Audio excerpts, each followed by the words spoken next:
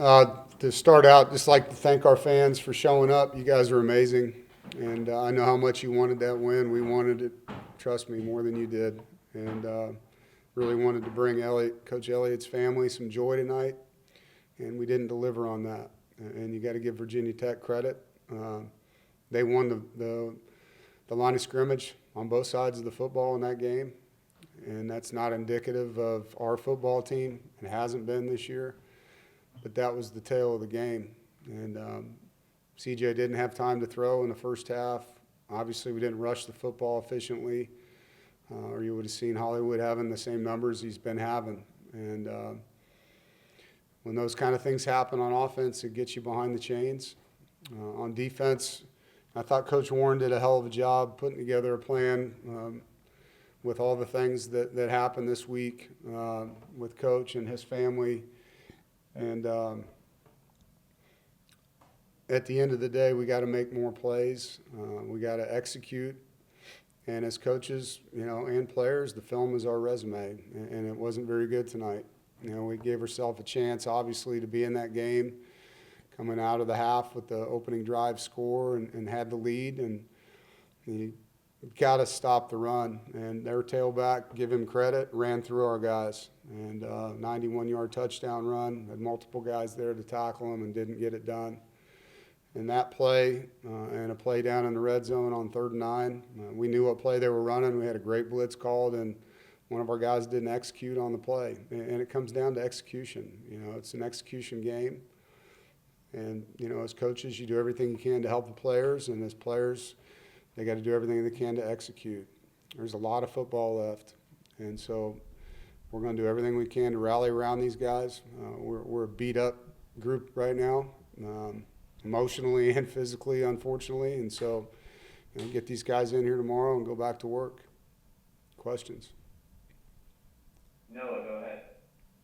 Hey, Coach, you talked about Coach Elliott and everything that happened this week. What was it like for you to kind of see the defense go out there and try to put a performance that him and his family would like to see? I'm sorry, I couldn't understand you there at the end. What was it like to see the defense go out there with everything they've gone through this week, try to put a performance together that they'd be proud of? Yeah, there was a lot of want-to, man. I mean, the kids practiced well. They were attentive. Their mindset was great. And then there's just a few plays, and that's football, where we didn't execute the way that we wanted to execute on those plays. And then their back ran through us, and there isn't a scheme for that. I mean, you got two guys right there, and we don't get them down on the ground. That comes down to getting it done. And the kids did want to play well. They care a lot about Coach, and I think everybody's heart hurts for him and his family. And we wanted to bring them some levity to the situation that they're dealing with. It's tragic. Been coaching a long time. I've never had a staff member's child pass away my entire career. Man, I can't even tell you how hard this week's been. And the kids emotionally, physically, mentally were there, and they wanted to play really well. And to be honest, I thought we'd score a lot more than that in this game. If you would have asked me going into it if we'd win, if we held them to 23, I would have said yes. But we didn't get that done. And it's not on the offense, it's on the team. Like, all of us have got to perform at a level that allows us to be in a position to win every game. And we just didn't get that done. And then just to follow up, CJ only got sacked 4 times for the first 4 games, sacked 5 times today. Yeah. What did you see that led to? I mean, they didn't do anything crazy. I mean, they were moving a lot as far as stunts and things, but they just beat us. I mean, our offensive tackles have been really good this year against some good defensive ends, and we got beat. Their ends powered us into the quarterback multiple times, collapsed the pocket on CJ, and he didn't have time to throw in the first half. And obviously that hurt us. I mean, we only scored 1 time in the first half. Rob, go ahead. Hey, you mentioned the emotional aspects of it. How are you going to navigate all your kids have come up and seem really upset?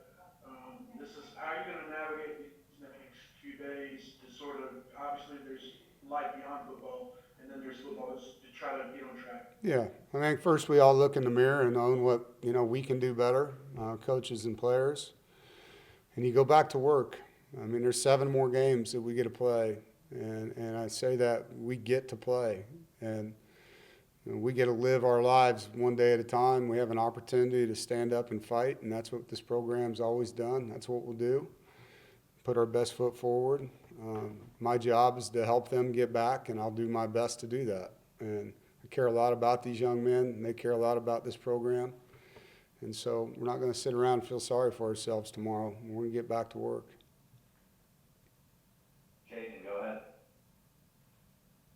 Now, I do want to ask about Caden Kester and just the impact that he's had flipping the field for y'all this season.